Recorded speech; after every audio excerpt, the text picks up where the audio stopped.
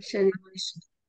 כן, אנחנו מקליטים את הזום, ונאשר פה את תרז ואת קרול שמצטרפות אלינו. שלום קרול ותרז.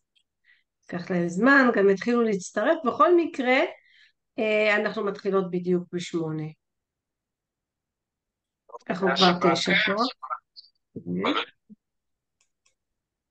בסדר. קוראת גם בקבוצה שלי של מטיילות עם שרונה. היי. אהלן, הנה אני לא יכולה להוריד. אהלן. היי, היי תרז, מה שלומך? בסדר. רגע אחד, יופי. רק שנייה, אני רק ארשום להם מטיילות. באמת קשה לי מאוד, ומנסה אבל לא ליפול לתוך... אנחנו נחכות כמה רגעים שבנות תצטרפנה. הנה דניאל, מיכל אלון, חל ורחל, דניאל, פביאן פאזה, לפעמים, ספורט, אז בפאזה, הנה בנות מצטרפות, כולם מתרגשות לקראת עדי. כל פעם עולם אחר, פעם אחת עם ילדים, זה היה כמו עצמאות, תגידי לאה, את בקשר עם איזו משפחה ספציפית, נקשר משהו, נתפס, כן, נקשר משהו עם משפחה, עם אני עכשיו המשפחה של... עושה מיוט אול. זה מי זה רדיו או טלוויזיה בווליום? המשפחה שהתחלנו. יס. עדי, את פותחת את המיקרופון שלך? עדי, כן. כי כולם על מיוט, כולנו על מיוט. את הזום עם עדי. אז רק עוד רגע אחד. הנה, יש לנו גם את ג'ודי וסימה נתן, יופי. מצטרפות לאט לאט. היום אנחנו תכף מתחילות. שלום לכולן. איך זה קורה לנו? אנחנו צריכים לעשות מיוט אול על כל מי שמצטרף. כל פעם שמישהו מצטרף אנחנו... אז בנות, עוד טיפה סבלנות, אנחנו מתחילות בדיוק ב8, ככה בינתיים כולם מצטרפות, ויש לי פה עוד 2 מצטרפות, זיהי. רגע, אני פשוט כל הזמן מצטרפות בנות, בגלל זה גם נכנסנו לפני הזמן, ככה שלא יסנגר אותנו. בואו נראה, אוקיי, אז אנחנו בינתיים 18. תראה. איזה יופי לראות את כולכם. ואיזה ברות מזל, אני מרגישה שכולנו פה, שאנחנו יכולות לשמוע את עדי, ועדי השקיעה במצגת מהממת, ומרחיבת אופקים על יפן. אוקיי, אז אנחנו תכף נתחיל. אז אני רק אגיד כמה מילים של מנהלה לפני, תוך כדי זה שאנחנו נתחיל. קודם כל, אם יש אזעקות, אז כמובן, כל אחד כמה, שלום סול, כל אחד כמה למקומה, אנחנו נבין, גם עדי, אם יהיה משהו בצפון. עדי, באיזה מצפה את גרה? אני בכפר ורדים, ובינתיים הייתה פה אזעקה אחת בשבוע הראשון של המלחמה, אז אנחנו נקווה שאנחנו נהיה בסדר. אוקיי. אז אמן ואמן, ושיהיה לנו רק שקט. אנחנו 21 כבר בנות פה בזום שלנו. סמדה, מתרגש. וואו, תקשיבו, אני חייבת, אני אחכה ל8, כי יש לי מה להגיד. הנה, מיכל, כל מי שמצטרפת, אני תכף עושה מיוט אול. אוקיי, אנחנו כבר 24 בנות, וזה מאוד מאוד מרגש אותי לפחות, שאנחנו זוכות גם לתת. נכון, עדי? זה זכות. זה בזכות עדי המהממת, שתדעו לכם.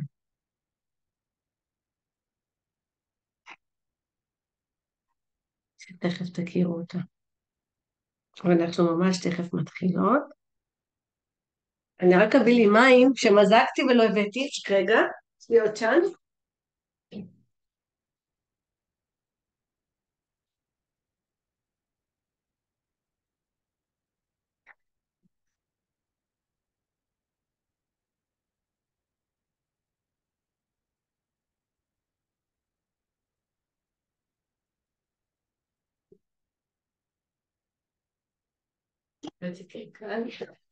טוב, בואו נראה מי יצטרף אלינו בינתיים. יש לנו ממתינות שושנה, תרד, דליה ונירה. אוקיי. היי, שמחה לב. איזה כיף לראות אתכם, איזה מרגש. וואי, התקופה הזאת השתלטה עלינו קצת. תכף נדבר גם על זה. הנה. ממש ממש עוד שנייה אחת אנחנו מתחילות. כל הכבוד למי שהצטרפה ודאגה לעצמה להשערה אישית ואסקפיזם. טוב. זהו, the money time arrived. יש לי פה עוד שתיים מצטרפות. אתי, אנחנו 30, מספר יפה מאוד. ואנחנו רק ב8, בדקה ל8. רינה, ברוכה מצטרפת. רויטל רובין. בואי נראה אותך רויטל, וואי איזה כיף, איזה זכות יש לנו לראות את כולם כבר. בואי נראה, אני שמה משקפיים לראות אתכם טוב. ורדה, אנחנו 33. אוקיי, טוב בנות, ברוכות הבאות לזום שלנו על יפן, האם להכיר בארץ האישה העולה, עם עדי ענבר המדהימה, המדריכה שלנו ליפן, שאינשאללה ואף אחד לא יפריע לנו לצאת לטיול המדהים שמתוכנן. גם סוזי תצטרף אלינו שם. אז קודם כל, בראשית הכל, אני קודם כל רוצה לחבק את כל החיילים שלנו והילדים שלנו שנמצאים, לשמור עלינו בכל הארץ ובכל החזיתות, וזה באמת עת מאוד מאוד קשה. אני בטוחה, אני אדבר באופן אישי ואני בטוחה שהרבה מרגישים את זה, אבל מה7 באוקטובר הלב שלי מנופף בדאגה ובצער, וכל חדשה וכל ידיעה מאוד מורידה ומאוד מאוד מעציבה. אנחנו באמת באמת בזמן מאוד מאוד מאוד קשה. אני בימים אלה עסוקה בביטולי טיולים והחזרות כספים, כשזה הופך בפרופורציות לכל שאר הדברים, למשהו שהוא אחר. נעים מאוד שרונה. מי שלא ראתה אותי עד עכשיו, אני בעצם בעלת המיזם של מלכת המסעות. זה טיולי נשים בעולם, גם בארץ הוצאנו בזמנו, כרגע אפשר לעשות גם וגם. אני כאן ככה במשרד שלי, כמו שאתם רואות, וזהו, ופצחנו בסדרת הרצאות ליעדים שאנחנו מוציאות וליעדים שגם נוציא, באמת מתוך מטרה ליצור איזושהי בועה של אסקפיזם או איזושהי בועה של שפיות בתוך כל המצב הזה שאנחנו כל הזמן נשאבות גם לחדשות ומה קרה ומה וכולי, וגם להשאיר את עולמנו וליצור לנו איזושהי קבוצת תמיכה שהיא אופטימית יותר. ובאמת באמת אני קודם כל רוצה להודות לך עדי, שבאמת נרתמת למיזם הזה באהבה ובנתינה גדולה ומכל הלב, לאהבת חינם הזאת, שבעצם אנחנו נותנות פה לבנות שבאות איתנו, לנשים שבאות איתנו, לנשים שלא יכולות מכל מיני סיבות להצטרף אלינו ומאוד רוצות לדעת ולשמוע על יפן. אז קודם כל ממש תודה רבה לך. אני אחזור, אם יש אזעקות באזורים השונים, פשוט לקום, לחזור, אני אבין, גם אני, אם תהיה פה אזעקה אני אקום ואני אחזור.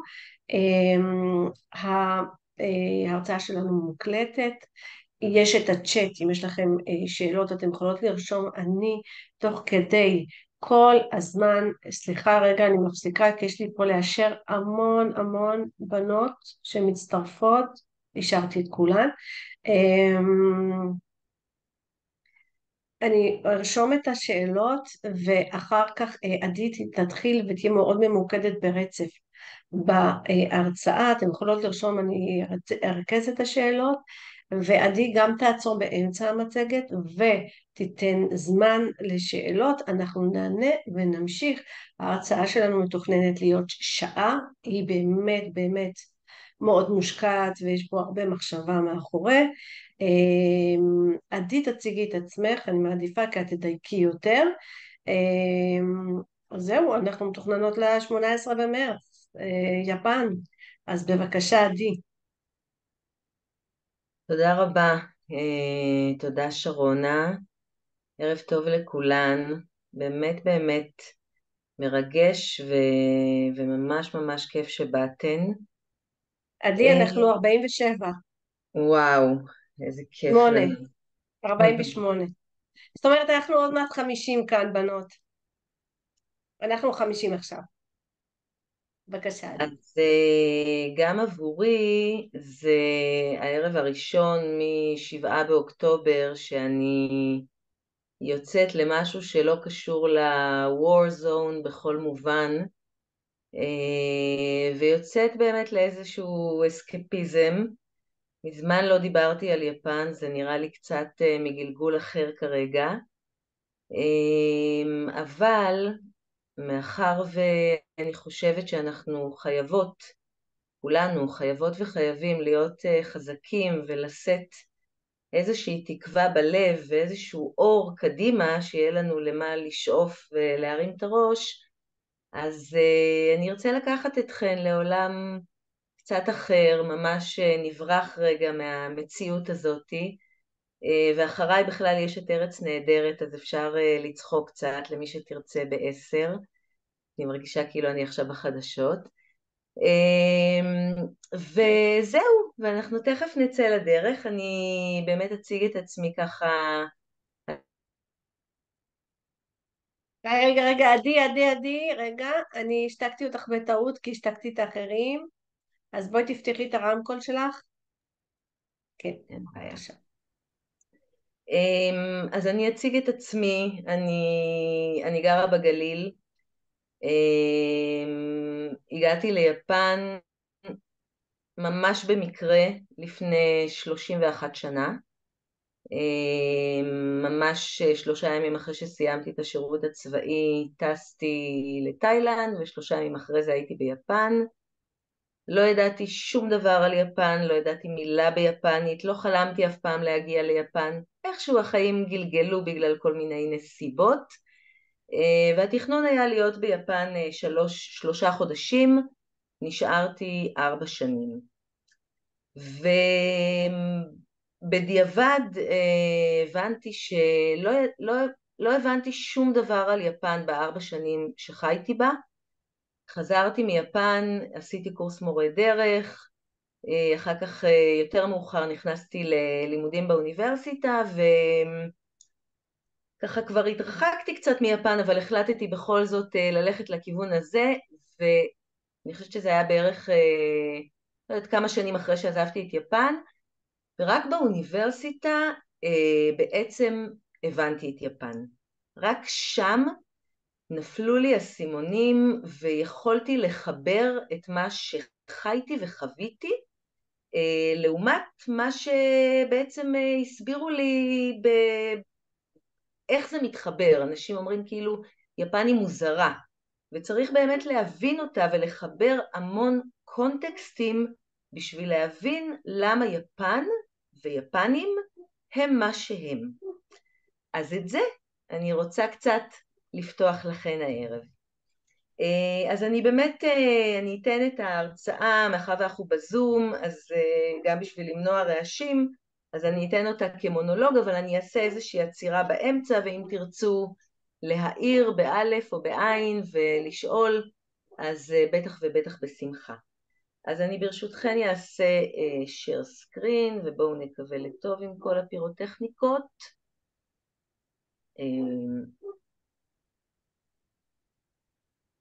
אוקיי.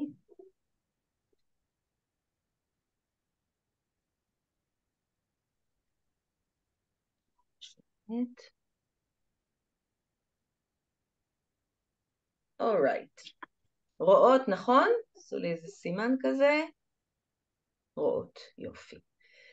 אוקיי, אז יפן נעים להכיר, ובואו נראה מה אומר על יפן הקונסול הבריטי הראשון ביפן בשנת 1863, אחרי שיפן הייתה סגורה למערב 250 שנה, אולי טיפה יותר.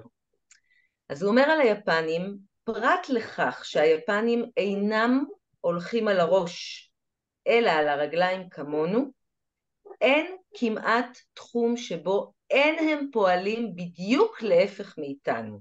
שאם אני אסכם את זה במשהו יותר פשוט, זאת אומרת שכל מה שהם עושים, חוץ מאשר ללכת על הרגליים כמונו, הם עושים לגמרי הפוך מאיתנו.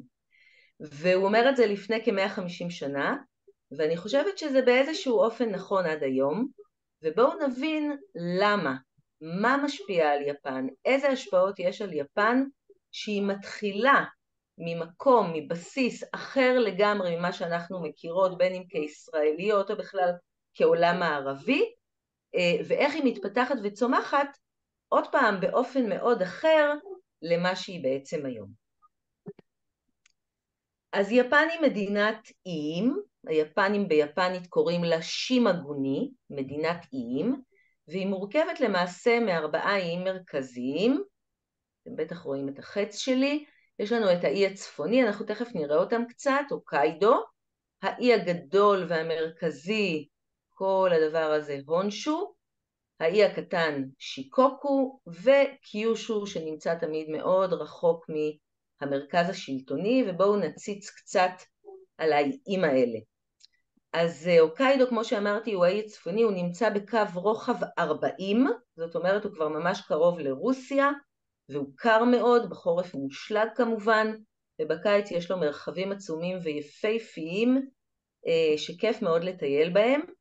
גולת הכותרת מבחינתי בהוקיידו בין היתר, זה מה שנקרא פסטיבל השלג, שמתקיים כל שנה בשיא החורף, שבעצם היפנים מגיעים לשם ובונים מיצבי ענק משלג, כמו שאתם רואים את הגובה של האנשים, אתם יכולים לראות, הם בונים מגלשות והם עושים תחרויות סקי במבנים האלה, והם עושים קרווינג מטורף לשלג, ובאמת יצירות מאוד יפות, חלקן קשורות לפולקלור היפני, חלקן מעתיקות מבנים אחד לאחד שנמצאים ביפן, כמו למשל, הנה החלק הזה, זה חלק מהארמון של הקיסר בטוקיו, וזה באמת מהמם ויוצא דופן, כמו שיפנים יודעים לעשות דברים כמו שצריך ועד הסוף.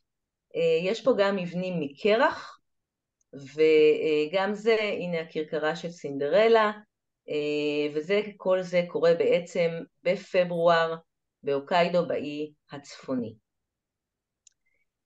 הונשו הוא האי המרכזי, כפי שאמרתי, וכאן יש בעצם את כל מה שכנראה אתן מכירות ושמעתן, בין היתר הר פוג'י, ההר הכי גבוה ביפן והכי קדוש באיזשהו אופן, הוא גם הר געש פעיל, והוא בעצם הסמל של יפן, נמצא לא רחוק מטוקיו, מעיר הבירה, הבירה מודרנית נקרא לה, 12 מיליון איש, אבל זה הולך ומצטמצם, נדבר על זה קצת.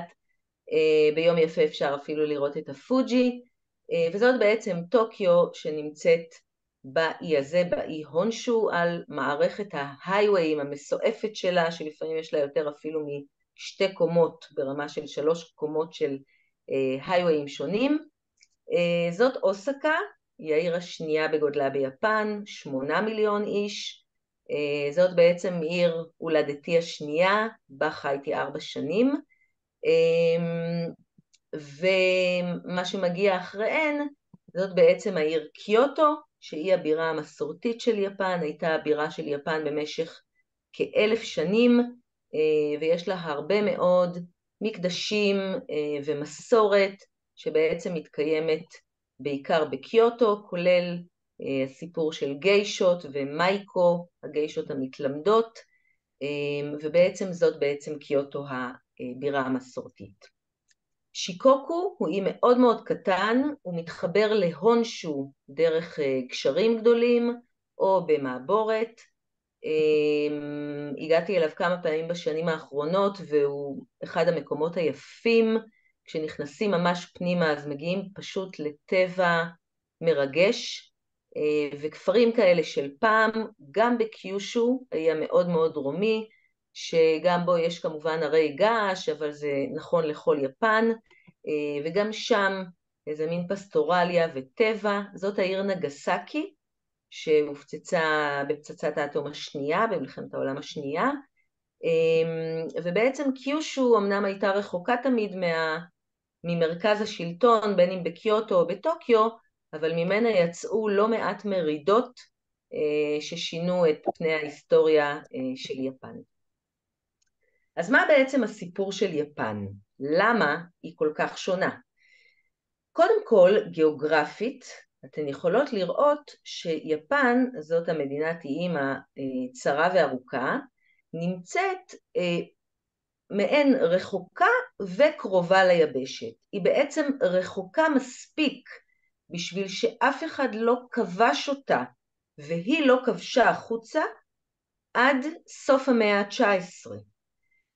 ומצד שני, יש כאן את המיצר הזה, 180 קילומטר מיפן לדרום קוריאה, שממנו הגיעו השפעות במהלך השנים מסין, שהייתה שליטה התרבותית באזור, דרך קוריאה שהייתה מעין מדינת חסות של סין, והדברים עוברים במעבר הזה ליפן מבחירה. אנחנו תכף נדבר על זה. אבל בעצם יפן מצליחה לשמר, לתחזק ואפילו להעצים, אני אומר, את התרבות שלה במשך הרבה מאוד שנים, בגלל הבידוד הגיאוגרפי שלה, שהיה מאוד מאוד משמעותי. אז למעשה, יפן מתחילה בסביבות המאה השישית לספירה, לשלוח משלחות אוניות, בשביל לשאול, ללוות מהתרבות הנעלה באזור. היא לא המדינה היחידה שעושה את זה, והיא בעצם שואלת אלמנטים תרבותיים מסין. הרבה דברים שאנחנו חושבים היום שהם יפנים, הם בעצם הגיעו מסין. הקימונו, שאני רק אומר שביפנית המילה קימונו, זה קי, זה כאילו, ללבוש, ומונו זה משהו, דבר. אז המילה קימונו, שאולי לנו נשמעת מאוד אטרקטיבית, ביפנית היא בעצם אומרת משהו ללבוש, וזה מגיע מסין. מקלות האכילה, מגיעים מסין. הקנג'י, הכתב, שיפן בעצם מאמצת מסין, ואחר כך מוציאה ממנו גם אותיות יפנית, נקרא להן, אותיות יפניות, אבל הבסיס של הכתב מגיע מסין. ליפן הייתה שפה בעל פה, אבל לא היה לה כתב. ההשאלה הזאת, אני אקרא לה, של הכתב הזה מסין, סיבכה את כל מי שלומד יפנית עד היום, כי זה הפך להיות אפילו עוד יותר מורכב מאשר ללמוד סינית באיזשהו אופן. היא שואלת גם את לוח השנה, לא 12 החודשים שאנחנו משתמשים בו, אלא 12 השנים, כשכל שנה מתייחסת לבעל חיים אחר ומיוצגת על ידו, וגם זה מגיע מסין. טקס התה, גם הוא מגיע מסין, הוא כל כך יפני בעינינו, אבל לא. הרבה מאוד אומנויות לחימה מגיעות מסין, הקראטה, הג'ודו, כל הדברים האלה מגיעים ליפן במשך 300 שנה, שיפן כל הזמן שולחת בעצם אנשי תרבות מיפן לסין, והם חוזרים עם ידע ועם טכניקות ומלמדים את היפנים. קונפוציוס היה הוגה דעות סיני, פילוסוף, שבעצם הרבה מאוד אלמנטים ממה שהוא האמין בהם נטמעו ביפן. אחד מהם זה עניין של חינוך, הוא מאוד מאוד דגל בחינוך, והיפנים הם באמת חברה מאוד מלומדת, גם סקרנים ואוהבים ללמוד, אבל גם לצורך העניין, אם דיברנו מקודם על מערכת הכתב המסובכת היפנית, ביפן יש 100% אוריינות. זאת אומרת שאין מישהו שלא יודע לקרוא ולכתוב, למרות המערכת המסובכת. אז בזה גם קונפוציוס הצליח בעצם להנחיל את המורשת שלו ליפנים. דבר נוסף מאוד מאוד משמעותי, הוא שהיפנים מאמצים מהסינים את הדת שמגיעה בכלל מהודו לסין, ומסין לקוריאה, ומקוריאה ליפן, וזאת הדת הבודהיסטית. היפנים מאמצים את הדת הבודהיסטית, כשלהם עצמם יש כבר דת. אני ארחיב עליה בהמשך. מה שאנחנו רואות כאן בשקופית, זאת בעצם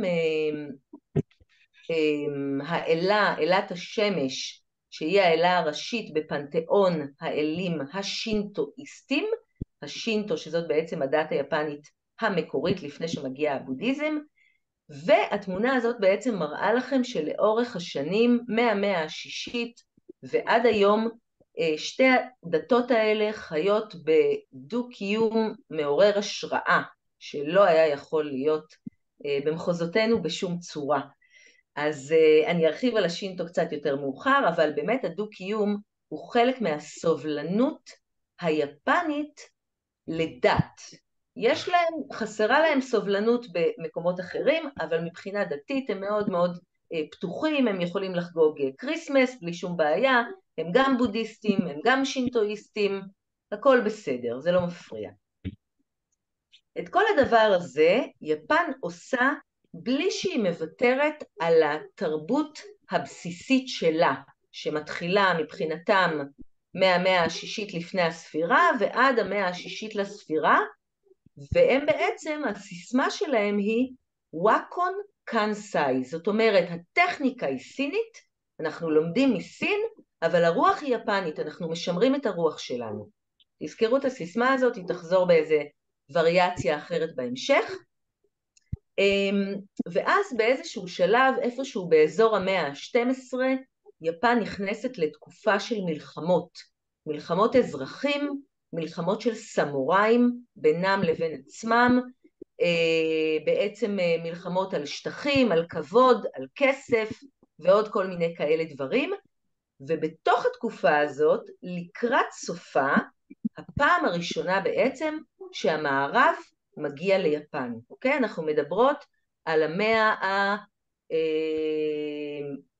ה-16, אמצע המאה ה-16, מתחילים להגיע הפורטוגזים במסחר, ואחר כך מתחילים להגיע כל מיני נוצרים מיסיונרים שמוצאים כר פורה ביפן להפיץ את הדת החדשה הזאת מבחינת יפן, ובעצם הם נכנסים לתוך מדינה שנמצאת במלחמת אזרחים ממילא, והם מתחילים להיכנס ולהתחבר אלה למחנה האלה ואלה למחנה הזה, ובעצם עושים קצת בלגן בבלגן שהיה קיים ביפן ממילא. אתם מכירות בטח את הסצנה הזאת, זה בעצם מהסדרה שוגון, שמתרחשת ממש לקראת סוף התקופה הזאת של תקופת המלחמות ביפן, ובעצם בתחילת המאה ה-17 מי שמצליח לאחד את יפן שהייתה כולה שטחים ללא שליט אחד, זה אחד השוגונים הגדולים ששמו טוקוגאווה איייסו, והבחור הזה מה שהוא עושה הוא בעצם מחליט שדי לו מכל הבלגן הזה שהיה, עד שהוא מצליח לחבר את יפן למדינה אחת תחת שליטתו. הזרים האלה עושים לו קצת בלגן עם כל הרעיונות שלהם על אל אחד, והם קנאים לאל שלהם, וכמו שאמרתי, יפן היא מדינה של סובלנות דתית, ובאיזשהו שלב הוא מחליט לאסור על הדת הנוצרית, בסך הכל משהו כמו 80 שנה אחרי שהיא הגיעה ליפן לראשונה, הוא מגרש את כל הנוצרים, הוא שורף את כל האוניות הגדולות, הוא לא מאפשר ליפנים לצאת החוצה, והוא לא מאפשר לאף אחד להיכנס פנימה, והוא בעצם סוגר את יפן על מנעול ובריח למשך כמעט 250 שנה. זה קורה בתחילת המאה ה-17, ותכף נראה מתי יפן נפתחת, אבל בעצם יפן נמצאת באיזה סוג של הסגר, כמו שאנחנו היום, או סגר, שהיום אנחנו כבר מבינים את משמעותו, ומבחינת המערב, המקום היחיד שהוא מאפשר לזרים להיות בו, רק להולנדים, בגלל שהם לא היו מיסיונרים, הוא שם אותם על אי קטן ליד נגסקי שהראיתי קודם, עם שומרים, עם שערים, ויש שם קבוצה של 20 הולנדים, וספינה אחת שמגיעה פעם בשנה מהולנד, מגיעה ליפן וחוזרת להולנד, ובעצם זה הקשר היחיד של יפן עם המערב.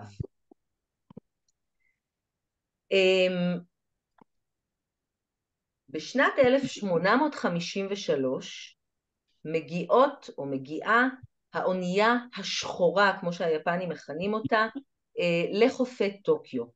1853, יפן סגורה משנת 1620 וקצת, ולמעשה בכל התקופה הזאת, בעולם המערבי, יש לנו התקדמות מאוד משמעותית של המהפכה התעשייתית, המהפכה הצרפתית, יפן שהיא מסוגרת בתוך עצמה, מדינת איים הזאת, היא נשארת בפאודליזם שלה ובסמוראים שלה עם החרבות ואי שם backwards, ובעצם מגיעה הספינה הזאת ועליה מגיע קולונל מתיו פרי, שכך הוא בעצם נראה, ותראו איך היפנים ציירו אותו כמו שד, והוא מגיע והוא בעצם דורש מהיפנים בשם הנשיא, נשיא ארצות הברית, לפתוח את יפן לאוניות האמריקאיות שצריכות תדלוק, צריכות הספקה, צריכות תרופות. היפנים מסתכלים עליו ואומרים לו, רגע, יש פה שלט סגור, לא ראית? אנחנו סגורים. אומר להם, בסדר גמור, אני חוזר בעוד שנה, ואם אתם לא פותחים לנו, אנחנו מפציצים אתכם, כי כמובן שהספינה הזאת מגיעה עם תותחים, והיפנים במשך שנה שלמה הם חושבים מה לעשות עם עצמם, והם יודעים כבר שבסין המערב קצת השתלט, והם בעצם לא יודעים מה לעשות, ובסופו של דבר הסמוראים בינם לבין עצמם, אחרי שהם מתדיינים במשך שנה, כשמגיע קולונל מתיו פרי בשנת 1854, יפן מסכימה לתת בעצם לאוניות אמריקאיות לעגון בחלק מהנמלים שלה, בהמשך גם מדינות אירופאיות אחרות מקבלות את הפרמיט הזה, ו14 שנה אחרי זה, השלטון שבעצם היה ביפן, שלטון של סמוראים, של שוגונים, של אנשי צבא, מפנה, יורד, פשוט מוותר על האפשרות שלו לשלוט בעם, כי הוא מבין שזה לטובתה של יפן, והשוגון מחזיר את השלטון לקיסר, ובעצם יפן עוברת מהפכה. הקיסר, זה השוגון האחרון בצד שמאל, מחזיר את כל הסמכויות שלו והזכויות שלו לקיסר, והקיסר, כמו שאתם רואים, הוא כבר מתחיל ללבוש מדים, קצת שמזכירים לנו של גרמנים, של קיסרים, של כל מיני פיגורות מערביות, ובעצם יפן מתחילה לשנות את פניה, מקימונו לשמלות נשף, ארכיטקטורה מערבית שנכנסת, ועוד כל מיני אלמנטים מערביים, כמו למשל קווי טלגרף, רכבת שלא הייתה ביפן, ויפן בעצם מתחילה את הדרך שלה להתמערבות. שוב, סוגריים, אני מזכירה לכם שגם ב-1868 כשהיא עושה את זה, היא עושה את זה לא כי אף אחד מכריח אותה, כי היא מחליטה או מבינה שבעצם המערב הרבה יותר מקודם ממנה, והיא נשארה אי שם מאחור, היא רוצה להיות מדינה הרבה יותר מקודמת, ולכן החל מ-1868 במשך 30 שנה מאוד מאוד דחוסות ואינטנסיביות, יפן שולחת שוב משלחות למערב, ומביאה בעצם את התרבות המערבית ליפן. אבל את התרבות הסינית שהיפנים הביאו, א' היא הייתה קצת יותר דומה ליפן, עדיין נמצאת באותו אזור שלה, וגם זה קורה במהלך 300 שנה. התרבות הסינית נטמעה לאט לאט בתוך התרבות היפנית. התרבות המערבית הייתה מאוד זרה ליפן, היא מביאה איתה גם רעיונות חדשים, מודרניים, אחרים, והיא יוצרת איזשהו קונפליקט ביפן, אבל גם פה, כמו במקרה הסיני, היפנים שואלים, לוקחים רק מה שהם רוצים, וגם פה טכניקה מערבית, רוח יפנית. אז בעצם יש לנו מעין בניין של 3 קומות, כשהבסיס שלו היא התרבות היפנית, עליה הגיעה שכבה של התרבות הסינית, שנטמעת גם בתרבות היפנית באיזשהו אופן, ועליה הקומה השלישית היא בעצם התרבות המערבית, והדבר הזה הופך להיות בעצם הקסם של יפן. אולי המפתח לייחודיות שלה, שהיא בעצם חיה מסורת ומודרנה בכפיפה אחת. בהרבה מאוד מובנים, בהרבה מאוד אספקטים של החיים. אז מצד אחד אפשר לראות את רכבת השינקנסן, הבולט טריין, המהירה והמאוד מאוד משוכללת, עם כל הבניינים האלה, הגורדי שחקים של טוקיו, ובצד נזיר, למעשה זאת נזירה בודהיסטית, שמסתובבת באחד הרחובות הכי אקסקלוסיביים של טוקיו, ועדיין שרה את הסוטרות שלה, ומסתובבת עם קערת הקבצנים הנזירית שלה, וזה קיים ביפן עד היום גם וגם.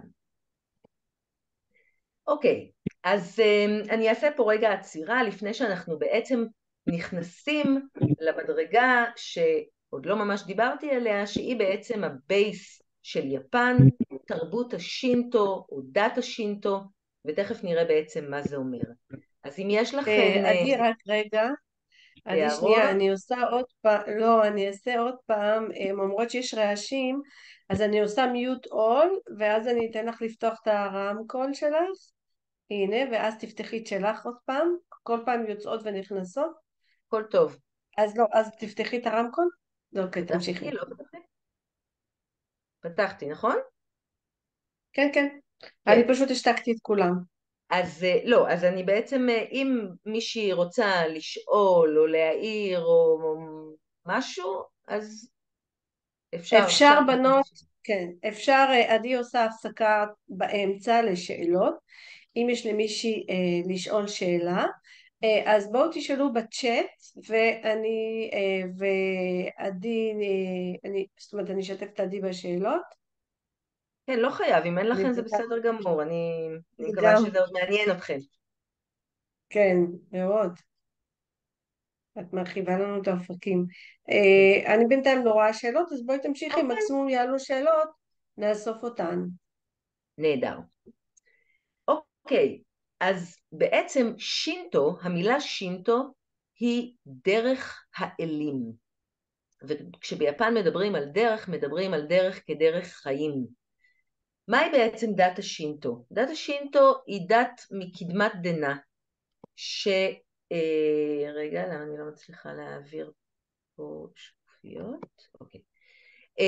שבעצם מאמינה שבכל אלמנט בטבע יש יסוד אלוהי. זאת אומרת, בעצים, ביערות, באגמים, במים, בסלעים, בכל דבר בטבע יש יסוד אלוהי, ולכן הטבע הוא בעצם סוג של האלוהות שאותה בעצם מעריכים בשינטו. המקדשים השינטואיסטים תמיד יהיו בתוך מקום של טבע, בדרך כלל ליד מקור מים, תכף אנחנו נדבר למה, ובעצם בשינטו אין איזושהי תורה כתובה, כתובים מסודרים שהולכים על פיהם, אין מייסד של הדת, ובעצם האלמנט המרכזי זה אלים, מערכת של אלים, שכל אחד מהם אחראי על תחום אחר בעולם הזה. האלים האלה גרים בשמיים, ויורדים מדי פעם אל הארץ, שאז הם בעצם מתגוררים על ראשי ההרים. אין אלים טובים או אלים רעים, אין יותר או פחות, אין שטן, אבל בעצם יש את הכרת תודה של האדם לאלים, כדי שהם ייטיבו עמו או יראו עמו. ואיך האדם בעצם יפייס את האלים, הנה אתם יכולים לראות פה כל מיני מקדשים שינטואיסטים שנמצאים בעצם בטבע, כי זה חלק מהעניין של השינטו. אז איך הוא יפייס אותם? במהלך פסטיבלים הוא ילך למקדש, הוא יתפלל, הכהנים השינטואיסטים בעצם נוהגים לערוך כל מיני טקסים, להעלות מנחות, והם עושים ממש טקסים, טקסי אש, פסטיבלים, שבפסטיבלים האלה הם בעצם מעלים מנחות של אורז וכל מיני דברים צמחוניים, פירות שהחקלאים גידלו, ובכך הם רוצים לפייס את האלים כדי שיתנו להם שפע גם לשנה הבאה ולמהלך השנה. פסטיבלים זה חלק מהתחום החזק של השינטו, בעצם כל מקדש שינטו יש לו פסטיבל משלו, לפעמים אפילו כמה פעמים בשנה, ויש פסטיבלים מאוד מאוד גדולים ביפן, שבעצם בהם, כמו שאתן רואות, לוקחים את המיקושי, את המקדש הנייד, מוציאים אותו מהמקדש המרכזי, קצת כמו שאנחנו, האמת שזה, בדרך כלל אני נותנת את הקונוטציה של ספר התורה שאנחנו מוציאים בשמחת תורה ועושים איתו הקפות, והיום כבר שמחת תורה זה כבר לא משהו שאנחנו יכולים להתייחס אליו בצורה כל כך ניטרלית. בכל מקרה היפנים מוציאים את המיקושי, את המקדש הנייד, ועושים פסטיבלים. המיקושי הזה יכול לשקול גם 80 טון, וצריך 100 איש שבעצם ייקחו אותו ויסחבו אותו. הם כמובן מתדלקים את עצמם בהרבה מאוד סאקה ואלכוהול, כדי להיות מסוגלים לסחוב אותו ולשיר ולרקוד, ואלה בעצם הפסטיבלים השינטואיסטים, כי השינטו מטפל בדברים השמחים של החיים, והבודהיזם מטפל בדברים שהם מבחינת השינטו הם טמאים, ואני תכף אתייחס אליהם. אז כמו שאמרתי, אין בעצם תורה ממש כתובה, אבל יש הבחנה בין טהרה לטומאה בשינטו. מבחינת השינטו, טומאה זה כל מה שקשור בלכלוך, במחלות, במוות. ולכן הבודהיזם שמאמין במעגל החיים, הוא זה שבעצם מבצע במקדשים שלו את טקסי שריפת המת, וכל מה שקשור לנפטרים, והשינטו יקיים את כל הפסטיבלים ואת כל הימי חג לתינוקות שנולדו ולחתונות ולחגיגות ולפסטיבלים כמו שראינו, אבל מבחינת טהרה הוא גם מתייחס הרבה מאוד לכל העניין של מים.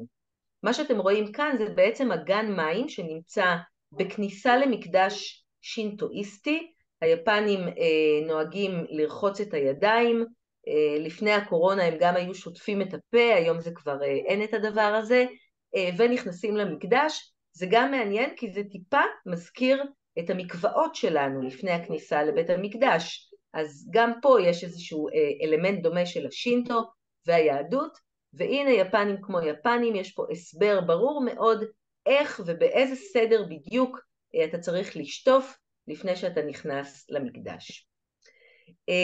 דבר נוסף שקשור לניקיון, כי אנחנו מדברות על טהרה, זה בעצם הורדת נעליים בכניסה לבית, כדי שהלכלוך יישאר בחוץ. ואני חוזרת רגע אל המים, בגלל הטהרה ובגלל המבנה הגיאוגרפי של יפן, שיושב על מפגש בין לוחות טקטונים, יש ביפן הרבה מאוד מעיינות חמים. ותרבות הרחצה ביפן הייתה קיימת ביפן מאז ומתמיד. כשבאנגליה היו מתקלחים במקרה הטוב פעם בחודש, היפנים היו נכנסים כל ערב לטבול באמבטיה, וזה מנהג שקיים עד היום. אז יש ביפן את האמבטיה הביתית, שכמובן טובלים בה כל ערב כל בני המשפחה, ויש גם את האונסן, את המעיין החם שמגיע מבטן האדמה, ומנתבים אותו בצינורות לכל מיני מבנים, בין אם בבית מלון או בכל מיני מקומות אחרים, ואפשר להיכנס לתוך בין אם האמבטיה החמה או המעיין החם, בעצם במשהו בסגנון הזה. כמו שאתן רואות פה בצד ימין, כשנכנסים לחדר הרחצה, כמובן שנכנסים בעירום מוחלט, בהפרדה בין נשים לגברים. בעבר גברים ונשים היו נכנסים לאונסן ביחד, ולא הייתה לזה קונוטציה מינית, אבל באיזשהו שלב זה השתנה. אז בעצם נכנסים לחדר, ואז יש פה תאי מקלחת. אז קודם כל מתקלחים, חופפים, מסבנים, משתפשפים, ורק אחרי שאת בטוחה ב100% שאת נקייה לגמרי, את יכולה להיכנס לתוך האמבטיה הציבורית, וכך בעצם הניקיון של המים כמובן נשמר יותר טוב, ובעצם הכניסה למים, לאמבטיה או לאונסן, זה בשביל לנקות את הנפש, כי הגוף כבר נקי. אז בערב משילים את הדאגות של היום, נכנסים לתוך האמבטיה, נרגעים ויוצאים כמו חדשים. תאמינו לי, כשחייתי ביפן, חייתי 4 שנים ביפן, במקרה שלי זה לא היה כל לילה, כי אני הייתי עובדת בלילה ובעצם הולכת לישון בבוקר. אבל כל בוקר, ב7 בבוקר, שזה היה סוף הלילה שלי, הייתי נכנסת לאמבטיה. ואין מטהר מזה, זה פשוט מדהים. אז תראו איזה יופי כשיש אונסן בחוץ, באזור שהוא קר, באזור שיש בו שלג, ובשיא החורף, האונסן הזה יכול להגיע ל-40, 42, 45 מעלות לפעמים אפילו, ובפנים חם חם חם, ובחוץ קר ושלג, זה פשוט עונג. נהגי מוניות מסתובבים ביפן עם כפפות לבנות, כן? עוד פעם, גם לשם ניקיון וגם כדי לא לגעת, במישהו הדלתות כמובן נפתחות אוטומטית במוניות כדי שלא יהיה מגע ידיים.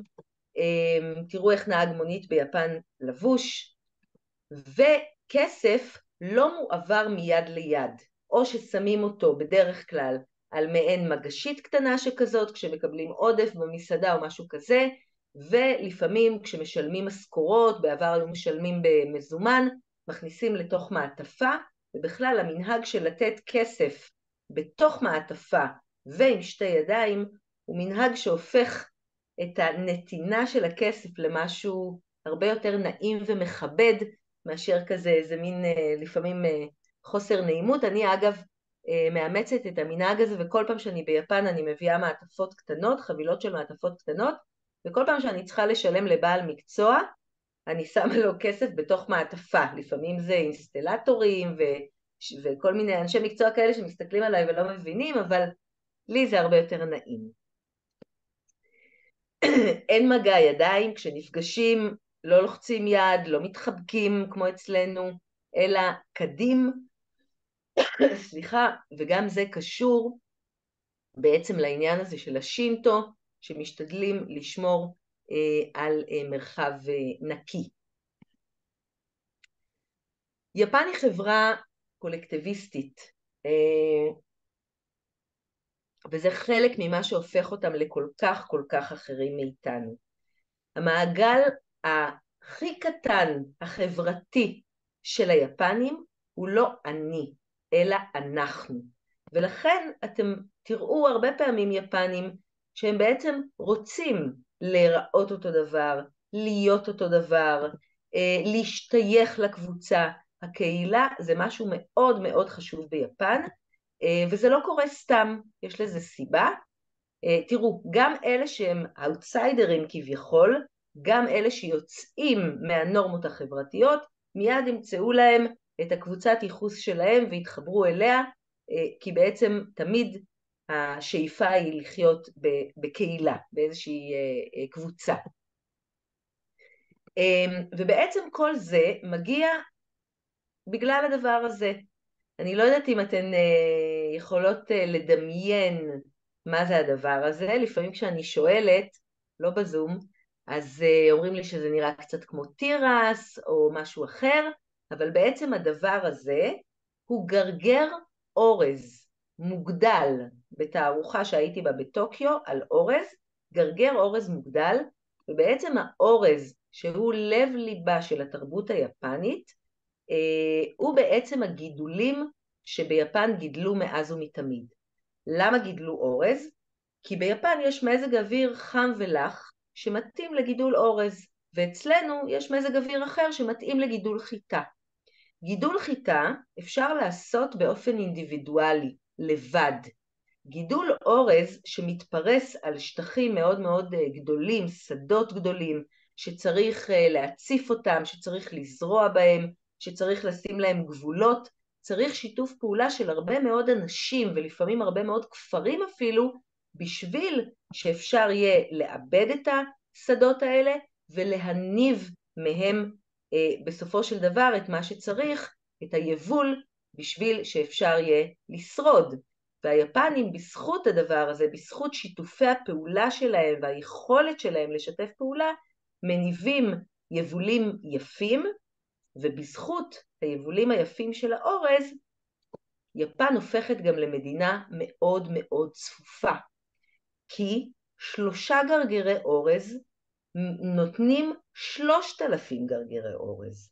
ולכן ברגע שהיפנים שבעים ומתרבים, יפן מגיעה, תמיד הייתה, אבל מגיעה היום מדינה יחסית מאוד קטנה, למרות שהשטח שלה הוא גדול, רק 20-25% מהשטח שלה הוא להתיישבות, כי הרוב הוא שטח הררי, ובעצם היום יפן מונה משהו כמו 128 מיליון איש, ותראו איך זה נראה כשזה מקדש בטוקיו בניו עיר, תראו כמה אנשים, ובעצם איך זה נראה כשיש 128 מיליון איש באופן כללי ביפן, ו12 מיליון איש בטוקיו בקיץ. אני לא יודעת אם אתן מזהות מה זה, אבל אם לא זיהיתן, אז תראו מה קורה באוגוסט בטוקיו, שיש 12 מיליון איש, כן?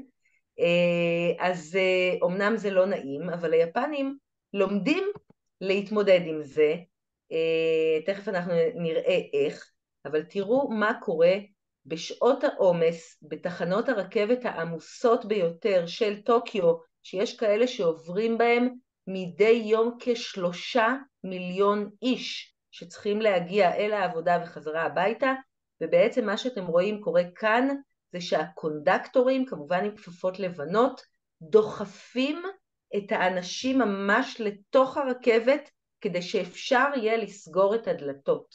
וואנס הם בפנים, אם ריחמתם עליהם, אין להם בעיה, הם אפילו יכולים להירדם עד שהם יגיעו לתחנה הבאה. אז איך בעצם מסתדרים עם כל הדבר הזה, עם כל כך הרבה אנשים? אחד מהערכים הגדולים שמאפשרים בעצם ליפן להסתדר בצפיפות הזאת ובכלל עם כל כך הרבה אנשים, זה מה שנקרא ערך הוואה, שזה הרמוניה. אם היינו מחפשות את המושג הרמוניה במילון, אז המילון היה אומר שזה התלכדות, התמזגות של צלילים אפילו, אבל איזה משהו שמשתלב אחד בשני, בלי שיהיה איזשהו משהו שיוצא, כן, החוצה מהזרימה הזאת, ההרמוניה הזאת. וביפנית באמת יש משפט שאומר, דרו קוגי וואה וטארו.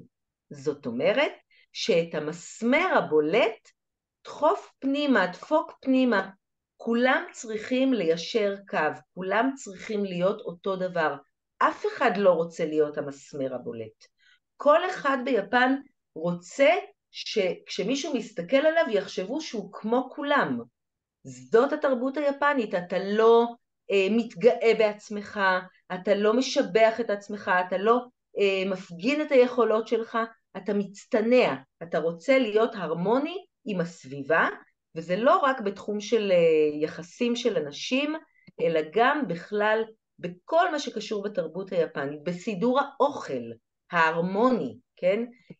תסתכלו איזה יופי, כל הכלים בעצם משתלבים, יוצרים איזושהי תמונה אחת שהיא זורמת בצורה מאוד נעימה, אותו דבר החדר היפני, החדר המסורתי היפני, וסידור הפרחים. אגב, אני אומר שאמרתי שהמילה הרמוניה ביפנית זה וואה, ובעצם הוואה הופך להיות כל דבר שמסמל יפניות, כן? אז חדר יפני זה יהיה וואה שיצו, ואוכל יפני זה יהיה וואה שוקו, והסימנית הזאת של ההרמוניה בעצם חוזרת בכל דבר שהוא יפני אותנטי, כי זה עומד בלב ליבה של התרבות היפנית. אז דיברנו על הרבה דברים, על ההרמוניה, על האורז, על השינטו, והשפעה נוספת חשובה מאוד מאוד מאוד, אנחנו לא מאוד נרחיב עליהם, אבל אנחנו רק ניתן איזה אינסייט לעולם של הסמוראים. מי בעצם היו הסמוראים? סמוראי זה בעצם משרת. המעמד של הסמוראים מתחיל לעלות בסביבות המאה ה-12, כשזה בעצם משרתים שלמי שהיה העיקר שהייתה לו חרב, היה מתגייס והיה מגן על משפחות של אצילים, ובעצם היה שומר ראש של אצילים פאודליים שהיו להם נחלות, ולאט לאט המעמד הזה שהיה בהתחלה שום דבר, הופך להיות בעצמו מעמד של לוחמים, ובסופו של דבר לקראת סוף המאה ה-16 זה בעצם שכבה מאוד מאוד קטנה של משהו כמו בין 2-5% מכל החברה היפנית ששולט בכל השאר, ובעצם הם אלה שמביאים את היפנים להיות בסופו של דבר מה שהם היום. כי כשיפן עוברת את המהפך שלה, כשהיא מתחילה לשאול את התרבות המערבית, אתם יכולים לראות פה סמוראים שהם כבר חלקם לבושים באופן קצת מערבי, הסמוראים, כמו שאמרתי, מביאים את תורת הלוחם שלהם ואת הערכים שעליהם מתבסס כל המעמד הזה, מעמד הסמוראים, ובין הערכים האלה, למשל, יש לנו את החובה שכל אדם חייב בעצם לחברה, שזה ביצוע התפקיד שלך על הצד הטוב ביותר, מיעוט בדיבור והבעת רגשות. אם אתם מכירות את היפנים אני אקרא להם לפפונים חמוצים, שאי אפשר לדעת מה הם חושבים, פוקר פייס כאלה, אין להם רגשות, זה בגלל שלהביע רגשות זה לא ראוי, איפוק כמובן, ציות מוחלט, נאמנות מוחלטת עד כדי הקרבת חיים, בכמובן חרקירי, מה שאנחנו קוראים, או למעשה הרקירי, שהסמוראים היו עושים אם הם היו מפשלים, או אם הם היו צריכים למות בקרב, היה עדיף שהם בעצמם יתלו את החיים שלהם. ובעצם עד היום הערכים האלה מאוד מאוד קיימים ביפן. ערך החובה, החובה של לעשות את הכי טוב שאתה יכול. דיברתי מקודם על זה שהיפנים עושים כמו שצריך ועד הסוף. בארץ יש לנו תרבות של לעשות בערך, בסדר. ביפן זה לא עובד. אתה עושה את הכי טוב שאתה יכול. גם אם בסוף התוצאה לא הייתה מושלמת, המאמץ שלך זה מה שחשוב. נימוס, כמובן, גם זה נשאר מהיפנים, תמיד השירות שלהם בחיוך ובנימוס. ועכשיו, הלוואי, הלוואי, הלוואי, אני רוצה להראות לכם איזשהו קטע קטן של וידאו, אבל אני מקווה שכל הפירוטכניקה והזום גם יאפשרו לכם לשמוע, ונתפלל שזה יעבוד, אז אנחנו ננסה.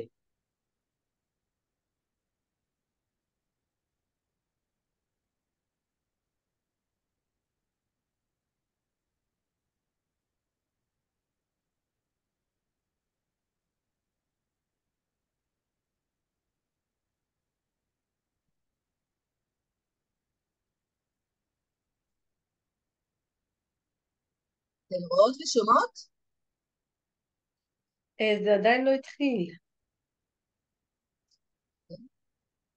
תנסי שוב, או שתנסי... אתן רואות ושומעות? רואות ושומעות, אבל זה לא עבר ליוטיוב, לסרטון. אנחנו לא רואות את הסרטון, כי את צריכה לצאת, את צריכה לעשות share עוד פעם לדעתי לסרטון, לא? נכון, בואו נראה רגע. את צודקת. זה פשוט בגלל שבאמת כל כך הרבה זמן לא עשיתי את זה, אבל... הנה, בואו נראה.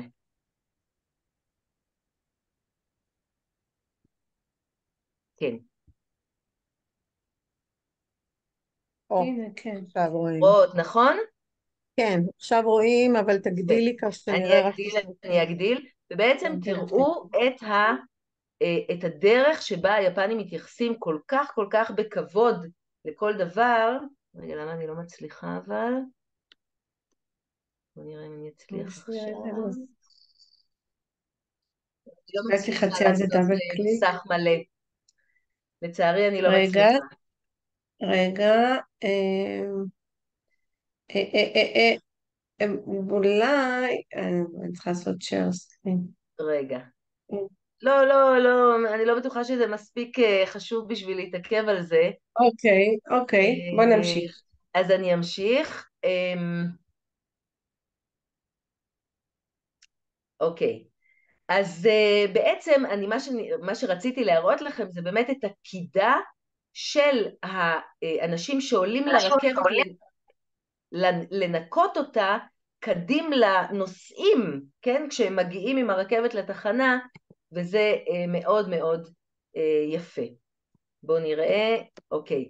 ותראו את הדבר הזה, שזה בעצם חלון, כן? שלפני כן היה פה בעצם, לא היה פה ראש, היה פה סגירה, ויש איזה כפתור שאפשר ללחוץ במכונה לקניית כרטיסים, ואז יוצא מישהו עם הראש שלו, ועוזר לך לקנות את הכרטיסים, כן?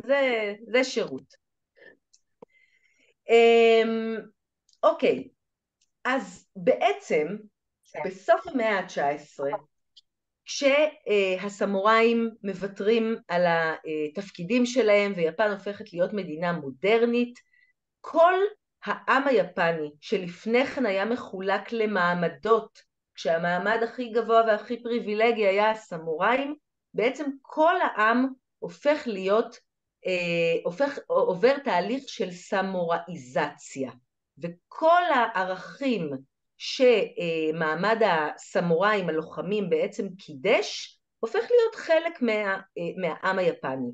ומה שאנחנו קוראים היום לסלרימן או סלרימן היפני, הוא בעצם סמוראי בחליפה, סמוראים בחליפות. אז הסמוראים האלה בחליפות, איך בעצם הם יוצרים איזשהו משהו שקשור לרגשות, לרומנטיקה, לאהבה, לזוגיות. למרבה המזל, לא הסמוראים אז ולא הסמוראים החדשים של היום, היפנים המודרניים, לא היו צריכים להתעסק עם זה. נישואים למעשה בתרבות היפנית היו עד אמצע המאה ה-20 לפחות נישואי שידוך. והאמירה היפנית הזאת היא בעיניי כל כך מדויקת. נישואים טובים הם כמו אוויר, צריך אותם אבל לא חייבים להרגיש אותם. ובעצם לאורך כל ההיסטוריה נישואים ביפן היו נישואים שהמשפחות החליטו עליהם, נישואים משיקולים פוליטיים וכלכליים שלבני הזוג בכלל לא היה שום say, ולא הייתה ביניהם אהבה ולא היה ביניהם שום קשר, ולפעמים לא סבלו אחד את השני. אז הייתה את האישה שאיתה היו מתחתנים, והיא הייתה השידוך, ומעבר לזה היו פילגשים. החברה היפנית הייתה חברה פוליגמית, שלכל גבר, בטח אם הוא היה הקיסר, האציל, הסמוראי, היו לו גם פילגשים, בגלל ששם הייתה בעצם הרומנטיקה. אבל המשפחה היא בעצם היחידה הכי בסיסית של החברה היפנית.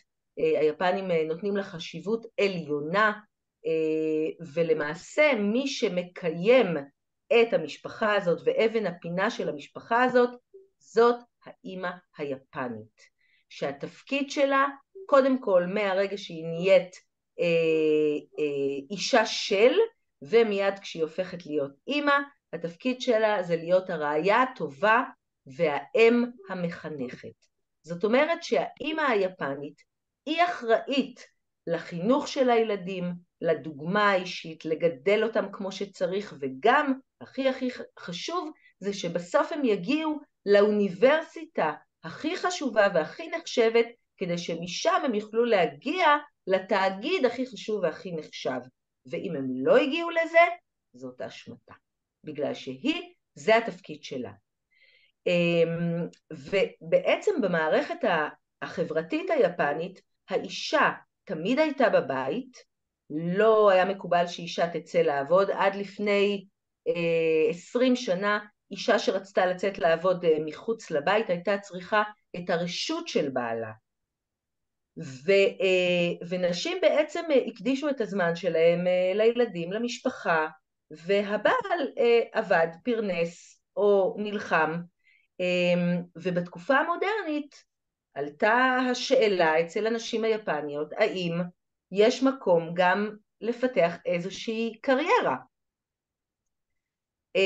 אז למעשה זה קצת מורכב, יפן עוברת שינויים, ונשים היום יותר ויותר עובדות, ויש גם הרבה נשים שעובדות, אבל בעצם רוב הנשים שעובדות, עובדות בתפקידים שהם תפקידים זוטרים, זמניים, מה שאתם רואות פה בשקופית הזאת זה בעצם מה שנקרא OL, Office Lady, שהן בעצם מעין מזכירות משרדיות, ויכולות להיות בעלות תואר מהאוניברסיטה, ועדיין הן יכולות להיות רק מזכירות שמוזגות ומצלמות דפים, הן יעבדו בתור זבניות, והן יעבדו בתור כל מיני דברים ששוב מאפשרות לאימהות באיזשהו אופן לעבוד, אבל לפתח קריירה ביפן זה לא פשוט לאישה, בגלל שעדיין התפיסה החברתית שקיימת זה שהאישה אחראית על הבית ועל גידול הילדים, ולכן איך היא תוכל גם לעבוד וגם לגדל את הילדים, כשכל אחד מהם צריך להיות בצורה מושלמת, כמו שצריך ועד הסוף, כמו שיפנים עושים. כן, אז יש פה איזושהי בעייתיות. מה עם גירושין?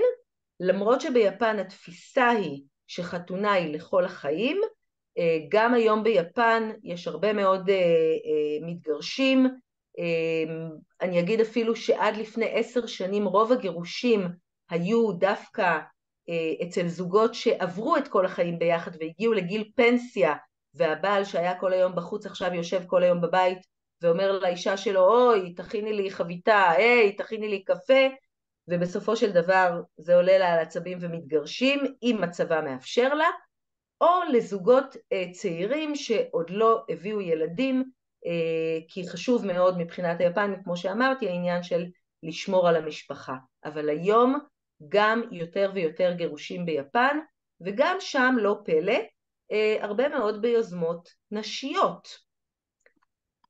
כי האישה החדשה ביפן היא כבר רוצה משהו אחר.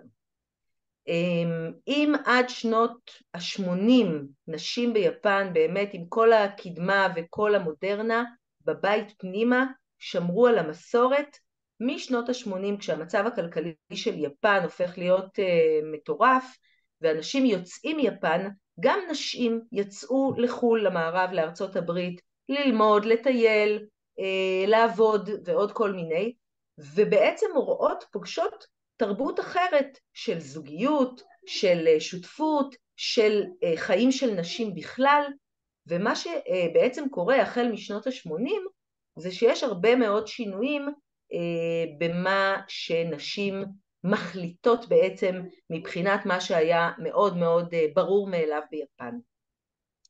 מה שאתן רואות כאן זאת עוגת קריסמס, ולמה היא קשורה? כשאני חייתי ביפן לפני 30 שנה, אישה צעירה הייתה משולה לעוגת קריסמס. זאת אומרת שעד ה-24 בדצמבר, העוגה הזאת היא מה שכולם רוצים לקנות, משלמים עליה הרבה כסף, ומביאים אותה ב-24 לדצמבר הביתה. אבל ב-25 לדצמבר, העוגה הזאת היא כבר מאבדת את הקסם שלה, כי כבר הקריסמס נגמר. אישה צעירה עד גיל 24 הייתה אטרקטיבית לשידוך. בת 25 היא כבר הייתה זקנה בלה, כמו עוגת קריסמס. היום זה משתנה, יש הרבה מאוד נשים שדוחות גיל חתונה לסוף שנות ה-20, ואפילו לא מעט נשים בתחילת שנות ה-30 שהן עדיין רווקות, וזה פשוט משהו, מגמה שגם מתקרבת לעולם המערבי, וזה בעצם צעדים מכיוון הנשים. צעד נוסף חשוב מאוד זה רווקות. ביפן יש היום מגילאי 40 ומעלה בקרב נשים 12% של רווקות, זה משהו שמעולם לא היה קיים ביפן. נשים התחתנו בשידוך, לכן כולן התחתנו. למה סגרו? בוא נסגור, יאללה. כמה תדעו לנו? רגע, שנייה, אנחנו צריכים כנראה לעשות עוד פעם מיוט אול, שנייה, ואז, רק שנייה, אין בעיה.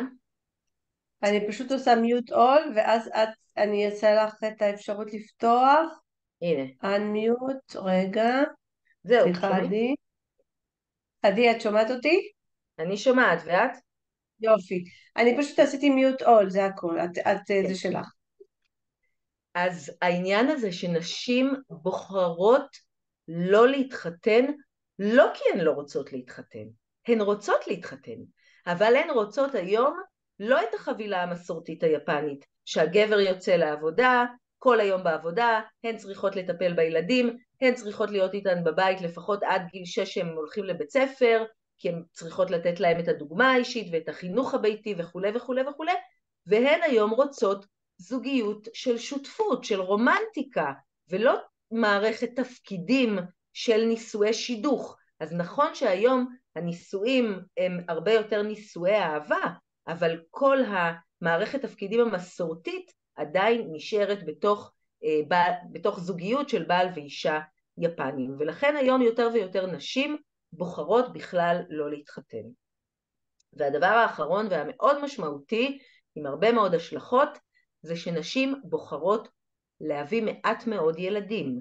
שיעור הילודה היום ביפן הוא 1.3 למשפחה, זאת אומרת ילד ורבע, מה שאומר שבעוד כ-30 שנה, והיפנים כבר חושבים על זה ושמים לב לזה וחושבים איך לפתור את הדברים האלה, אבל בעוד 20-30 שנה האוכלוסייה היפנית תתחיל להצטמצם, וזה מאוד מאוד מטריד את היפנים. מעבר לעניין הזה, כבר היום יש ביפן שכבה מאוד מאוד גדולה של אוכלוסייה זקנה, ממש מבוגרת, 90 ואפילו בסביבות 100, ובכלל השכבה הגדולה מאוד של אנשים שהם כבר לא עובדים והם לא מייצרים, ולעומתם שכבה מאוד קטנה של צעירים, כך שיפן עומדת גם בפני העניין הזה.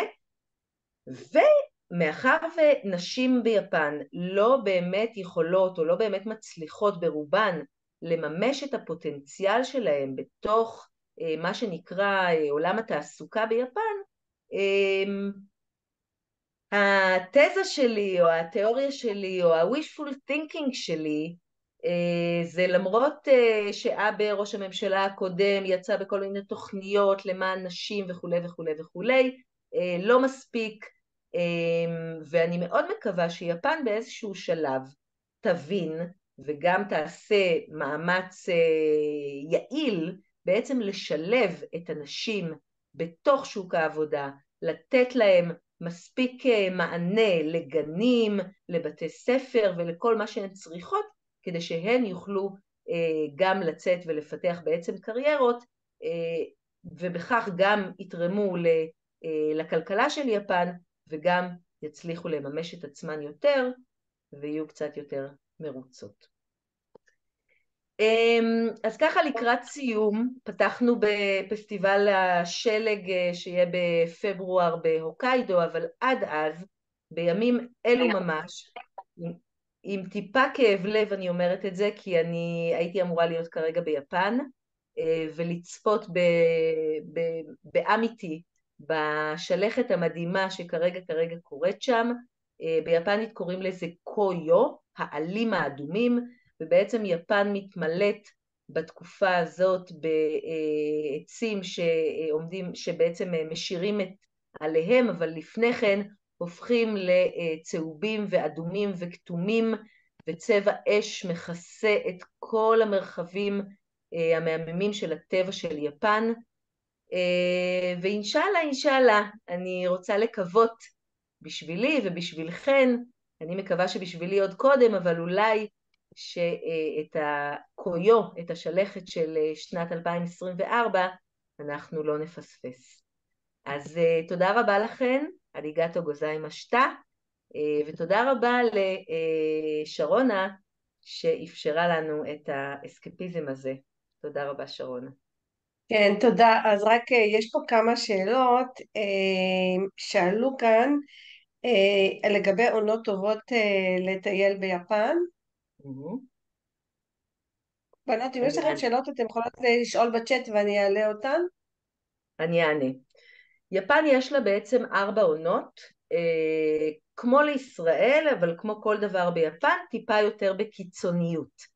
זאת אומרת שהחורף, שוב, יפן היא בעצם מדינה ארוכה וצרה, אז למעלה בקו רוחב 40 קר, ולמטה באוקינאווה רוחב 32 הרבה יותר חם, אבל בעצם בחורף באזורים המרכזיים קר, 0 מעלות, שלג לפעמים, לא נעים לטייל מלבד אם נוסעים לפסטיבל השלג. הקיץ הוא ההפך הגמור, חם ולח ברמות קשות. אם אתן חושבות שתל אביב בלתי נסבלת בקיץ, טוקיו גרועה ממנה פי כמה וכמה וכמה. באחריות אני אומרת לכן, אני ממש באופן חד משמעי לא ממליצה לנסוע ליפן בקיץ, פשוט נורא לא כיף. וזה משאיר את העונות הזוהרות, גם מבחינת מזג האוויר וגם מבחינת הטבע, שזה האביב והסתיו. בסתיו ראינו יש לנו את השלכת, ובאביב יש לנו את פריחת הדובדבן. ולכן פלוס מינוס, לצורך העניין סוף ספטמבר עד תחילת דצמבר, זה זמן מצוין של הסתיו, ומסוף נגיד אמצע מרץ ועד סוף מאי, זאת תקופה מצוינת של האביב. כן. אני רק אוסיף שבאוגוסט יש תקופות מאוד ארוכות של גשמים מאוד חזקים, לא כמו כאן. ביוני. ואז לא כזה כיף. ביוני. בקיץ, אוקיי? נכון, זה המונסונים של חודש יוני. ואז גם אם אתה רוצה להסתובב אתה מוצא את עצמך מחכה שהגשם יפסיק, ואז בין ההפוגות, וזה מונסונים וזה לא מאוד חם, וזה לא כמו שחורף שלנו יורד גשם סבבה, זה לא דומה. אז זה נכון, כן קצת... זה יותר מזה, זה ביוני מונסונים, ביולי אוגוסט חם ולח בטירוף, ובספטמבר זה עונה של טייפונים. לכן אמרתי, מסוף ספטמבר זאת העונה היותר מתאימה. יש לי שאלה, אני יכולה? בבקשה. בשמחה. מקודם דיברת על הקולקטיב מול האינדיבידואל, כן. ואני שואלת את עצמי, הרי בכל כלל יש יוצא מהכלל, איך בכל זאת מתייחסת החברה למישהו שכן שואף להיות ייחודי ולהיות שונה מקבוצת השווים שלו? איך הוא מסתדר בעצם? כן, אני אגיד, אם לא היו אנשים שהיו בועטים קצת בתרבות היפנית השמרנית, אז גם לא היו להם מן הסתם אנשים שהם יצירתיים ויש להם הרבה.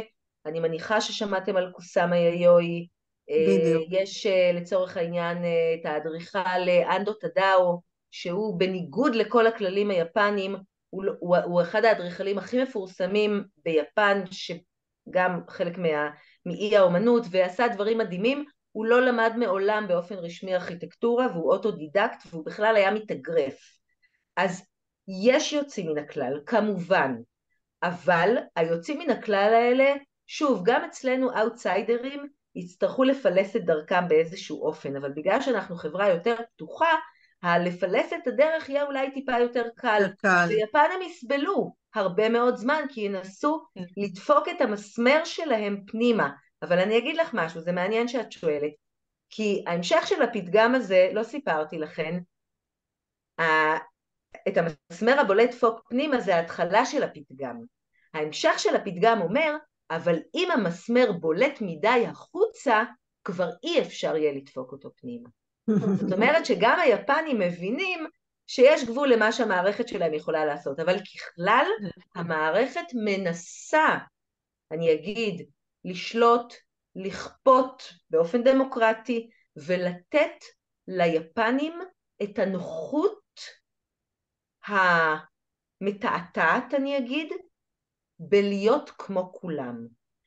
מי שכותב על זה הרבה מאוד מאוד יפה, זה הרוקי מורקמי, שבאחד הספרים החזקים שלו דווקא על הדבר הזה, באחרי החשיכה, ספר שנקרא אחרי החשיכה, הוא מתאר את הסיסטם היפני, את המערכת הכלכלית הפוליטית, שהיא כמו תמנון, ששולח אליך את הזרועות שלו, וכמה שתנסה להתחמק מהזרועות שלו אתה לא תצליח, וגם אם אתה תחתוך לו רגל אחת הוא מיד יוציא עוד חלק של הרגל הזאת, ואתה בעצם, אתה נשאב לתוך המערכת הזאת ואין לך ברירה. אז כמובן שיש גם הרבה חסרונות לעניין הזה של להיות כמו כולם, כי אתה קצת מאבד את הקול שלך, אבל כשאתה הופך להיות כמו כולם, או אפילו אני אומר, כשהאחרים מקבלים קדימות לפניך, זה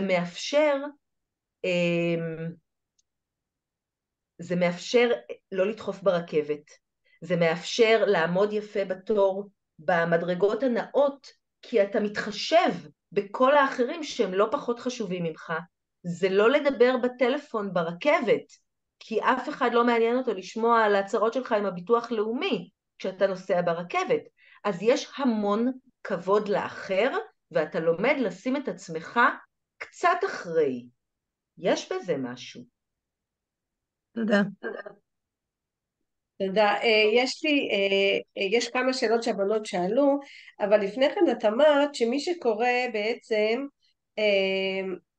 שהיפנית, השפה, הכתב, הגיע מהסינית. אז בעצם כל מי שקורא יפנית יודע לקרוא סינית? שאלה מצוינת. לא בדיוק. הסימניות הסיניות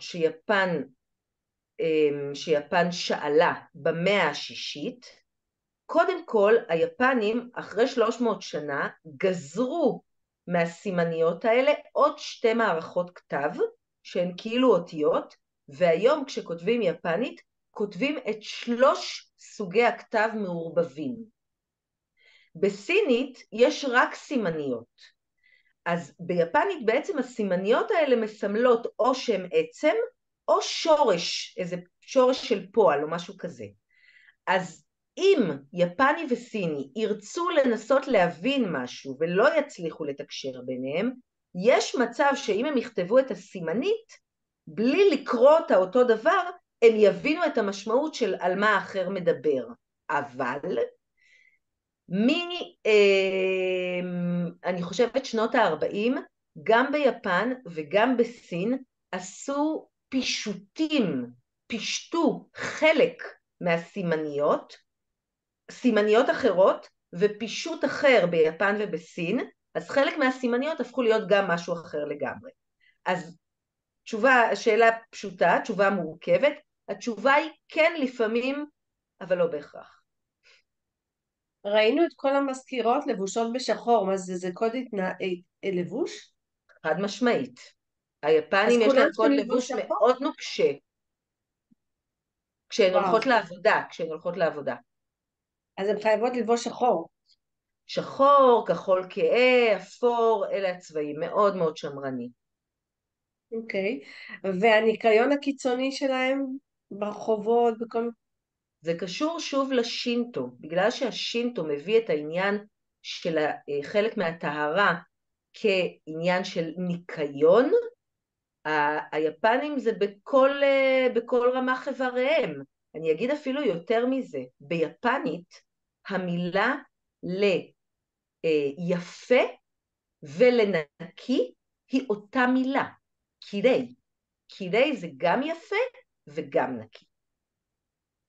יפה. יש פה כמה שאלות, אחת מהן, למה אין מוסלמים ביפן? פייק, שטויות. זה לא נכון. עוד פעם, היפנים בעיקרון, כמו שאמרתי, הם יחסית דווקא מבחינה דתית, הם מאוד מאוד סובלנים. ובעיקרון חיים ביפן גם יהודים, גם נוצרים, גם מוסלמים, הם במיעוט. רוב היפנים הם בודהיסטים ושינטואיסטים. כשאני חייתי ביפן, היו שם איראנים שחיו שם, לא יודעת למה הגיעו לשם מלא איראנים, היום אני רואה אותם פחות. יש שם שחורים שמגיעים מאפריקה, אז חלקם ממדינות מוסלמיות, אז לא, זה לא נכון ואני יודעת שזה עובר, אנחנו גם תהינו על הדבר הזה, אבל אישררנו את זה וזה לא מדויק. שואלים האם היא עדיין סגורה בפני תיירים? בפני, סליחה, זרים? לא, יפן נפתחה בעצם, אם אנחנו מדברים על ההיסטוריה, היא נפתחה לזרים ב-1868. לא, סליחה, היא נפתחה לזרים ב-1854, ואחר כך ב-1868 היא עוברת את המהפכה שלה והופכת להיות, נקרא לזה סוג של מערבית. אם אתם שואלות על הקורונה, אז יפן נפתחה רק באוקטובר שעבר, ולמעשה הספיקה להיות עבורנו פתוחה כשנה, וגם עכשיו היא פתוחה, אבל קצת יותר מורכב להגיע מבחינתי. ועוד שאלה שהייתה פה, אזורי תיירות מומלצים ביפן? תראו, כל מקום שתלכו ליפן הוא שווה. בטיול ראשון אי אפשר להגיע לקצוות הרחוקים כי עדיין זה רחוק מדי. אז כמו שאמרתי, זה הטיולים, המסלול הקלאסי כמו שאני אקרא לו, הוא צריך להיות איפשהו במרכז האי הגדול, במרכז הונשו. לטעמי, טיול ראשון של מישהו שנוסע ליפן צריך לכלול 3 בסיסים, טוקיו, קיוטו והר פוג'י. פוג'י הוא בגלל שהוא סמל של יפן וזה גם אזור מאוד מאוד יפה, אבל טוקיו, קיוטו נותנים איזושהי עטיפה, מעטפת, להבין בכלל את הדבר הזה של יפן, ואחר כך משם בימים שנותרים, נגיד מתוך משהו כמו שבועיים טיול, אז יש אפשרויות ללכת לכיוונים שונים, יש את האלפים היפנים שהם מאוד יפים, יש את האזור של איי האומנות, ויש גם כמובן מקומות נוספים עדיין באזור של מרכז האי אונשו, אבל קודם כל כטיול ראשון אני תמיד תמיד תמיד אמליץ לצאת טוקיו, קיוטו, פוג'י במינימום. אז אנחנו נגיע עכשיו להתכנס בעצם לשאלה אחת לפני האחרונה, זה איך היפנים מקבלים זרים, אחת הבנות שואלת, בתיה שואלת, ודבר שני שאני ככה ראיתי שיש הבדל נורא משמעותי בתרבות ובקוד הנימוס שמאוד מאוד שונה משלנו, שזה מאוד מאוד מעניין ומרתק שאנחנו מתנהלים שם, אז אנחנו צריכים קצת להכיר אותו. ובשתי השאלות האלה אנחנו נחתום ואתה תעני לנו ואז אנחנו נסכם את המפגש. כן. טוב, אני אענה על הנימוס כי אני כבר לא זוכרת את השאלה שאתה אחר כך תזכירי לי. איך הם מקבלים זרים? נכון. אז שוב, הראיתי קודם איך היפנים הם אנשים מאוד צייתנים, ומאחר וכל הקודים הסמוראים שבחלקם היו להיות העניין של הנימוס, ובכלל כל ההיררכיה שהייתה ביפן, שאתה מכבד את מי שנמצא מעליך ומתחתיך, בעצם גורמת לעם היפני להיות מאוד מאוד מנומס, כמו למשל כשאתה נותן משהו אתה נותן אותו בשתי ידיים, כמו למשל לנו כישראלים זה מאוד חשוב שאנחנו פוגשים אנשים, היפנים אומרים את זה הרבה כשאלה מהם שמגיעים לישראל, שישראלים אוהבים מאוד לדבר אבל הם פחות יודעים להקשיב, אז היפנים הם אנשים שהם מקשיבים, הם יעשו לך כן, כן, כן, והם יקשיבו לכל מילה שלך, בלי להתפרץ לדבריך. יש כל מיני נימוס של אלמנטרים מבחינתם שלא לדבר בטלפון ברכבת. זה הרבה דברים, אבל באמת כשאנחנו נצא, אנחנו גם נעבור ונדבר על הדברים האלה עוד לפני היציאה ליפן, ואנחנו נשתדל לעשות כמה שפחות טעויות, אבל היפנים כמובן סלחנים למערביים או לזרים, ברור להם שאנחנו לא יכולים לדקדק בכל סדרי העולם החברתיים היפנים, ואנחנו עושים כמיטב יכולתנו ומשתפרות כל הזמן. כן. אז לגבי איך יפנים עם זרים, אז אני חושבת שהיפנים בעצם יש להם איזה סוג של דואליות, שמצד אחד הם מאוד מעריכים את התרבות שלהם עצמם, את התרבות היפנית, הם גאים בה, הם שמים אותה בראש, בתקופות שונות הם שמו אותה בראש, בתקופות אחרות את התרבות המערבית, ומצד שני הם מאוד מסתכלים על הזרים בהערצה, הם מסתכלים על שיער, היום כבר היפניות עושות הכל, אבל על שיער מטולטל ובלונדיני ועיניים כחולות לפני 30 שנה ביפן, היפנים היו מוקסמים מהדבר הזה, מהמבנה גוף, מהחוזק, מהאסרטיביות, המון דברים, מהזוגיות כמו שאמרתי, ממערכת זוגית, אז הם גם וגם, אבל באופן כללי היפנים הם אנשים סופר סופר סופר חביבים ונחמדים ורוצים לעזור ומקסימים באמת, אז תהיו בטוחות שמהבחינה הזאת כשאתם כזרות תפגשו יפנים זה יהיה רק משהו שהוא חיובי ומכבד ושמח לראותכם, אין לי בכלל ספק. אז ממש בנימה אופטימית זאת, אנחנו נסכם את המפגש, ממש ממש תודה רבה עדי, הייתה הרצאה מעולה, הסכמת אותנו במלא דברים, גם אותי אישית, אז ממש ממש תודה, תודה לכולכן שהשתתפתן, וככה כיבדתם אותנו בנוכחותכן, ואנחנו מחכות לטיול שלנו בהרבה הרבה תקווה ואופטימיות וברכות ותפילות. ושנעבור בכלל את התקופה הזאת בשלום, עם כמה שפחות נפגעים, ובניצחון שלנו, עד כמה שאפשר להגיד ניצחון במצב שכולם מדממים, לצערי הרב. וזהו, אבל כן הייתי רוצה לסיים בנימה אופטימית, אני באמת בהודיה ובהוקרה למה שאנחנו כן מצליחות ליצור כאן, ואני מאוד מעריכה את זה ואני מודה לך עדי, ואנחנו בנות נשתמע ואני אעדכן בהרצאות הבאות, אז שיהיה לילה טוב בינתיים והמון בשורות טובות לכולנו, להתראות, ביי.